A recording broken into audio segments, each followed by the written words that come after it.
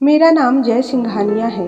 मुझे वो दिन याद आ रहे थे जब मैं दादी के साथ उनकी स्वर्गीय सहेली के घर पहुंचा था। दादी की सहेली शहर से इतनी दूर इस छोटे से गांव में रहती थी। माँ बाप की एक्सीडेंटल मौत के बाद मुझे दादी ने अपनी देख रेख में रखा था। गांव की ज़मीनों से इतना आ जाता था कि घर में किसी चीज़ की कमी का एहसास ना हुआ। सिर्फ एक दादी थी जिनकी ज़बान पर एक ही बात रहती थी कि इस घर में एक बहू की बहुत कमी है। मैं हंसकर उनकी बात को हवा में उड़ा देता। दरअसल मुझे अभी तक अपनी आइडियल लड़की मिली ही नहीं थी, लेकिन जब मैं दादी के साथ गांव आया तो ज़िंदगी ने एक नया मोड़ ले लिया।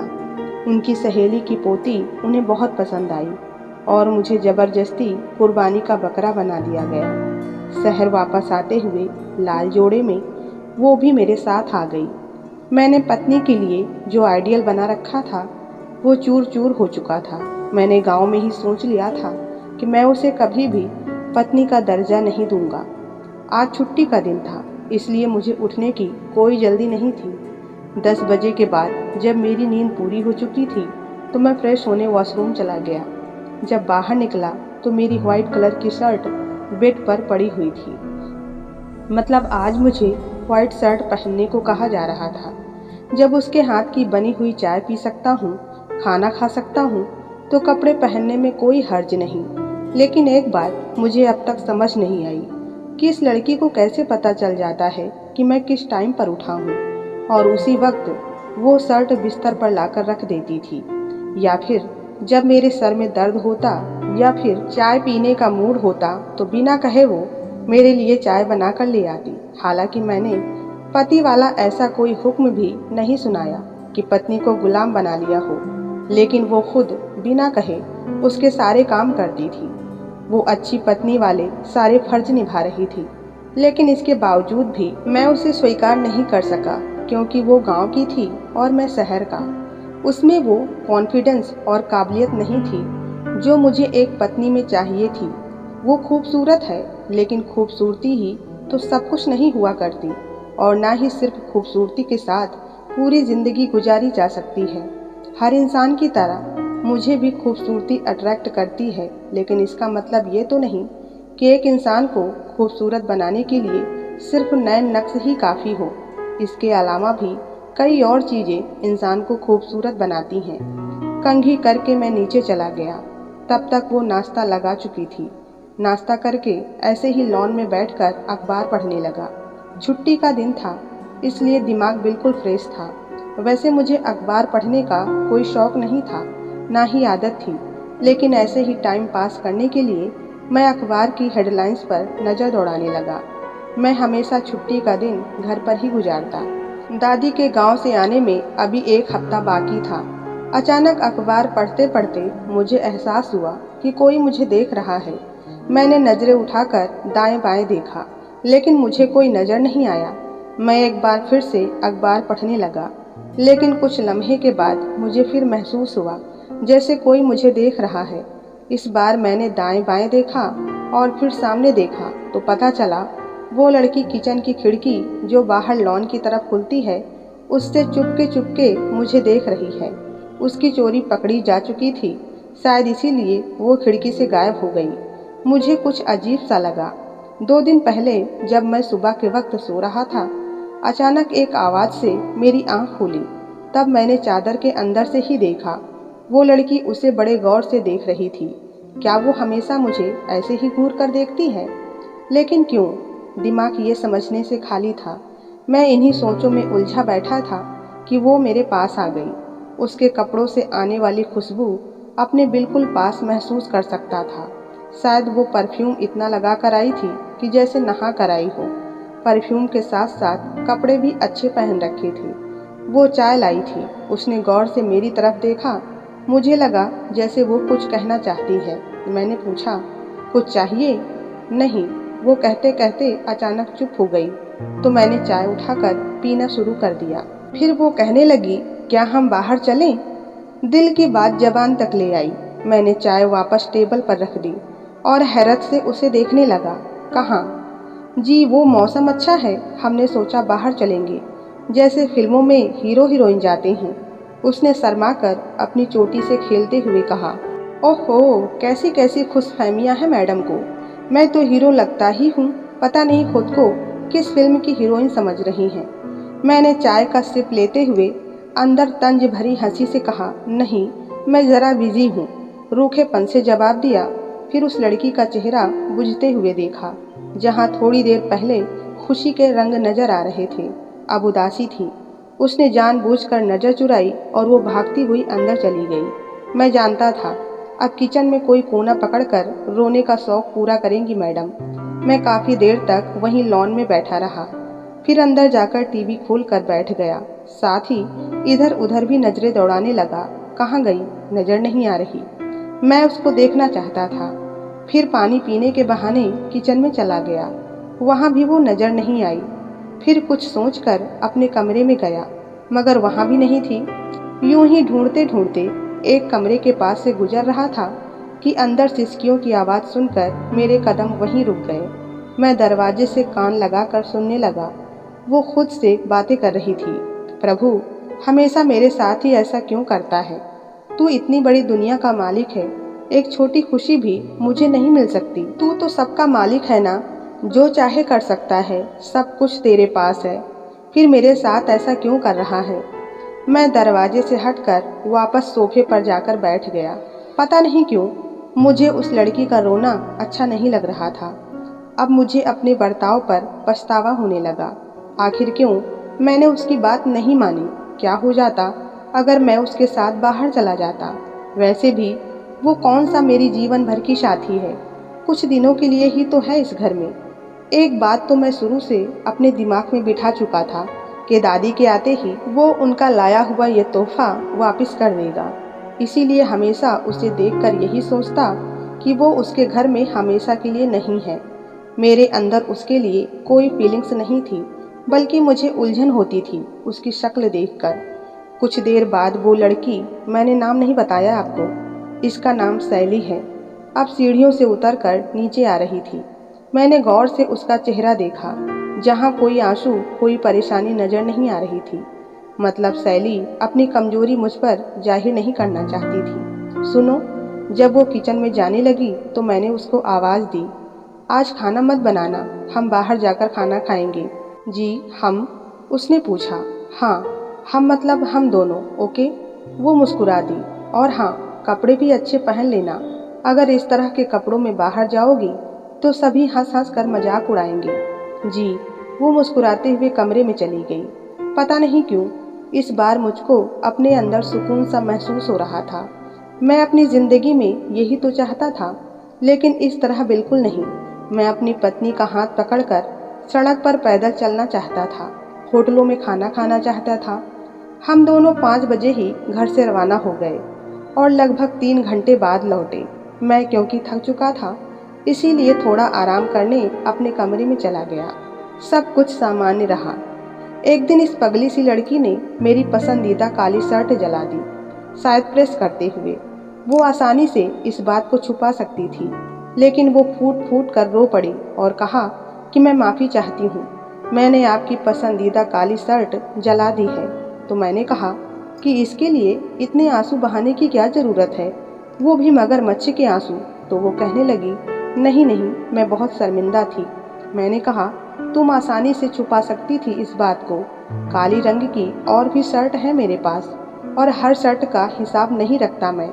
शैली ने कहा, मैं आपसे झूठ बोल सकती हूँ, भगवान से नहीं, वो सब जानता है ना। मुझे हैरत का झटका लगा। पता नहीं कैसी पागल लड़की है, ऐसी लड़कियाँ भी होती हैं दुनिया में। मैं सारे रास्ते उसके बारे में ही सोचता रहा। मैं अपने दोस्तों की जब शिकायतें सुनता कि शहर की पढ़ी लिखी पत्नियां पति पर हुकूमत करती हैं, ना खाना बनाना, ना बच्चों को संभालना, हर वक्त मेकअप से लदे रहना, हंस हंस कर हर मर्द से बात करना, लेकिन मैं अपनी ज़िंदगी में एक बहुत अलग तरह की लड़की देख रहा था। एक ऐसी लड़की जो उसने आज तक कभी नहीं देखी थी। एक वो पत्नियां जो पति की हर बात पर ऐतराज़ करती, और एक शैली है कि अगर इसे कहा जाए कि रात सफ़ेद है तो ये अपने पति की हाँ में हाँ मिलाएगी। ये लड़की तो अपने पति को पति परमेश्वर मानती है। इस लड़की के साथ रहते हुए लगभग 40 दिन पूरे हो चुके थे। उसने कभी नहीं कहा कि मेरा हक अदा करो।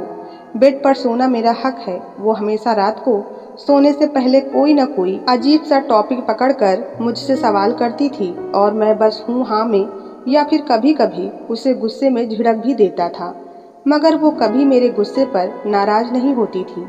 लेकिन आज वो खामोशी से सोने के लिए लेट गई। मुझे हमेशा रात को इस लड़की की बातें बहुत बुरी लगती थी, लेकिन अजीब बात तो ये थी कि अगर वो लड़की बात ना करती तो शायद मैं उलझन का शिकार हो जाता। आज सुबह मेरी घड़ी का अलार्म नहीं बजा क्योंकि मैं रात को लगाना भूल गया था। मुझे लेट होता देखकर सैली मुझे उठाने लगी तो मुझे उसके छूने पर अजीब सा लगा। तुम्हारी हिम्मत कैसे हुई मुझे हाथ लगाने की? समझती क्या हो तुम खुद को, और क्या सोचकर तुमने मुझे हाथ लगाया? ये अच्छी पत्नी वाला रवैया तुम छोड़ दो। मैं चिल्ला चिल्ला कर बात कर रहा था। अंदर के लावे को बाहर आने का रास्ता मिल गया था। मेरा पारा एकदम बढ़ चुका था। मैंने महसूस किया कि उसकी आंखों से आंसू गिर रहे हैं। गेट आउट, मैंने चिल्लाकर कहा। याद आया वो जाहिल गंवार लड़की इंग्लिश नहीं समझ सकती, इसीलिए उसका हाथ पकड़कर जबरदस्ती अपने कमरे से बाहर निकाल दिया और कुंडी लगाकर बेड पर आ गया। काफ़ी देर बाद जब मैं खुद को नॉर्मल करने में थोड़ा सा कामयाब हुआ तो दोबारा बिस्तर पर लेट गया। जाने कब मेरी आंख लग गई। मैं दोपहर 12 बजे उठा। सर में हल्के से दर्द का एहसास हुआ। सुबह 7 बजे वाला वाकया अभी तक मेरे दिमाग में ताज़ा था। आज हमेशा की तरह ना उसकी शर्ट बेड पर रखी हुई थी और ना नाश्ता टेबल पर था। मैं समझ गया कि वो मुझसे नाराज़ है। मैंने अच्छा नहीं किया, उसके साथ कितनी बुरी तरह से पेश आया। मेरे दिल ने आवाज़ दी। मैं किचन में चला गया, खुद अपने लिए नाश्ता बनाने लगा।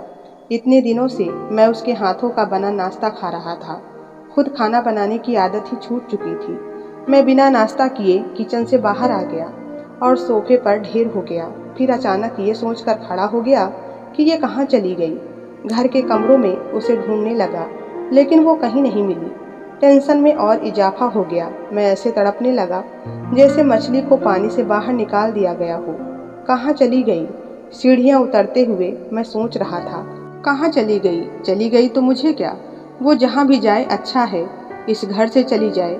मैं तो हमेशा यही चाहता था कि वो चली जाए घर से, लेकिन आज जब वो चली गई तो परेशान हो रहा था। मैं खुश क्यों नहीं था, जबकि उसे तो खुश होना चाहिए था। क्या वो उसके लिए परेशान है कि दादी जब वापस आएंगी तो वो उन्हें क्या जवाब देगा? नहीं नहीं, दिल से फौरन आवाज़ आई।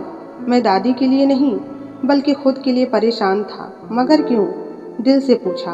क्योंकि तुम उससे प्यार करने लगे हो। दिल ने एकदम सरगोशी की। वो गुमसुम सा हो गया। ये क्या कह रहा था दिल? वो उससे प्यार कैसे कर सकता है? वो तो उससे नफरत करता है। नहीं, दिल झूठ बोल रहा है। उसने दिल को झुठलाने की कोशिश की, मगर वो ऐसा नहीं कर सका। मुझे जिंदगी में पहली बार घर में अकेलेपन का एहसास हुआ। इतनी मासूम, इतनी सच्ची, उसे जीवन साथी के रूप में सिर्फ यही लड़की चाहिए थी, और तो कोई हो ही नहीं सकता। इस जैसी लड़की दुनिया में कहीं भी नहीं है। अगर दादी इस पर भरोसा करती थी तो बिल्कुल सही करती थी।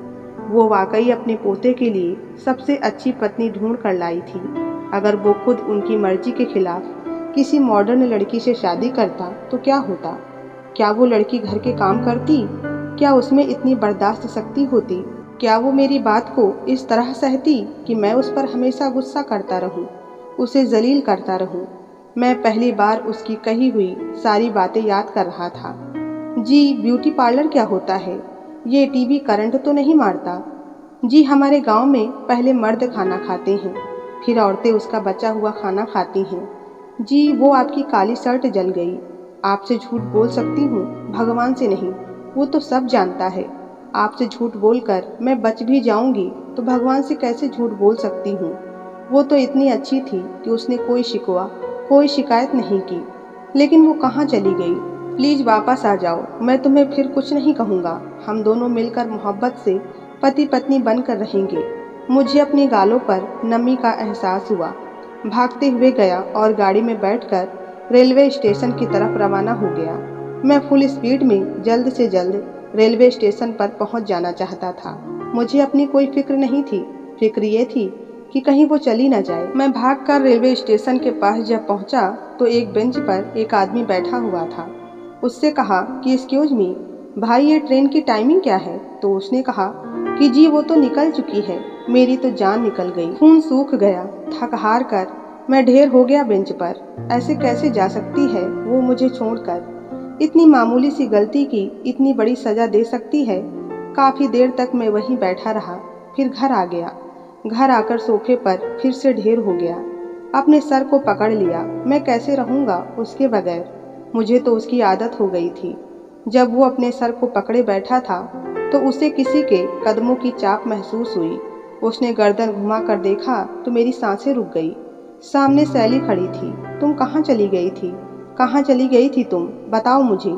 मैं उसे पकड़कर झंझोड़ने लगा। जी वो हम तो यहीं थे, हम कहाँ जाएंगे? मैं इतना खुश हुआ और कहने लगा, अब आइंदा तुम कभी मुझे छोड़कर मत जाना, ओके?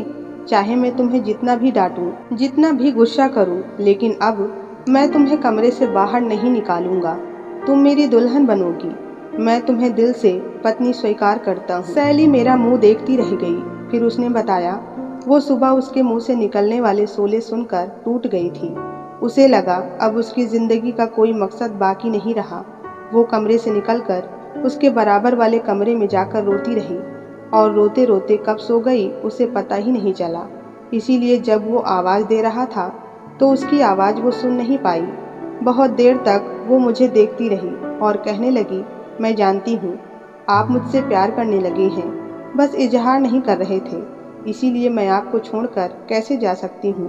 आपका गुस्सा सर आंखों पर, लेकिन आपको पता है मेरा दिल टूट गया था आपके गुस्से से।